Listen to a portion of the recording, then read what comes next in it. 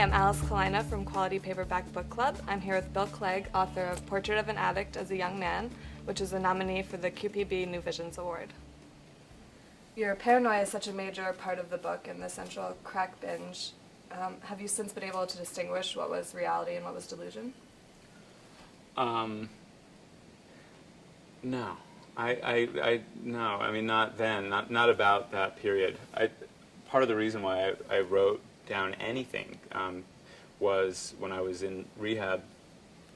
I had this, sort of the sensation of waking from a nightmare, and all of those details just kept kind of thundering down very vividly into my memory. And when you wake from a dream, you have a fear that you're going to lose those details, and I had this sense that I was going to lose those details, like sort of what people said and what I saw, and so I wrote it all down then. Number one, to remember it so that it wouldn't be lost, and I had some sense that it was important to remember it,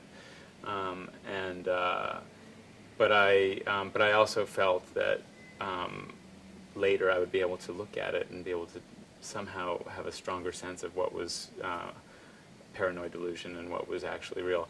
And when I read through those sections and I remember those things, it can feel just as real to me as it did then. Now that it's been out in the world for almost a year, has there been any particularly surprising consequence of publishing it?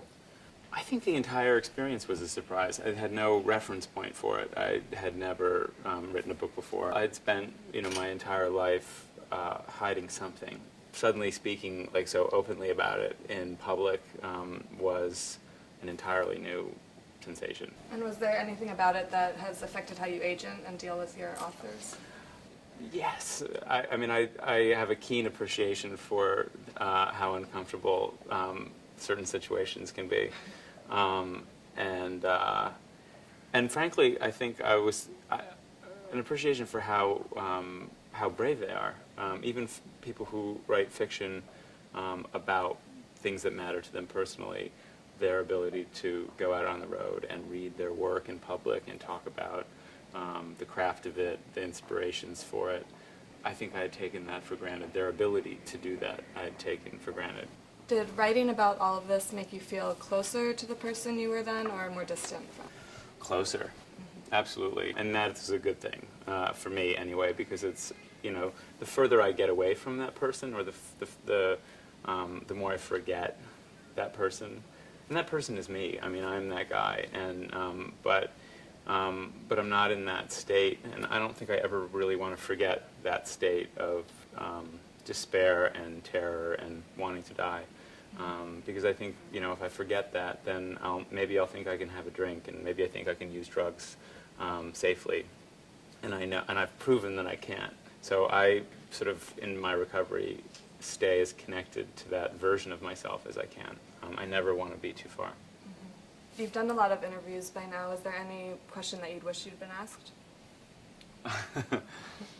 No. I think the one thing that I always, want to kind of get across in any discussion about the book is sort of the reason why it exists, which is, I didn't have a choice to write it. Like, that sort of came out of me like a gusher. It came out, and I just had to show up to it. But then I did have a choice whether or not it would be in the world as a public thing. When people see themselves in someone else's story, they feel less lonely. They feel less like they're the only person. And when I was using, I was completely convinced that I was the only person who lived the life that I lived. That I, had this sort of respectable job during the day, and would be destroying myself in crack dens, in the night, and I was convinced that if anybody knew the truth, that I would be banished from the life that I was living. That feeling is not original. I've met many people who have had that feeling, who are sober now, and so I guess the idea that if the book was in the world, and people saw me talking about it, and identified at any point along the way, that they would see themselves and see where it went with me. I tried to kill myself in a hotel room after throwing a very hard-won life down the toilet. And if they could see themselves and get off, before they reach the place that I did, then that it would be worth it. Yeah. Great, thanks. Hi, I'm Bill Clegg, author of Portrait of an Addict as a Young Man, which you can find at the Quality Paperback Book Club.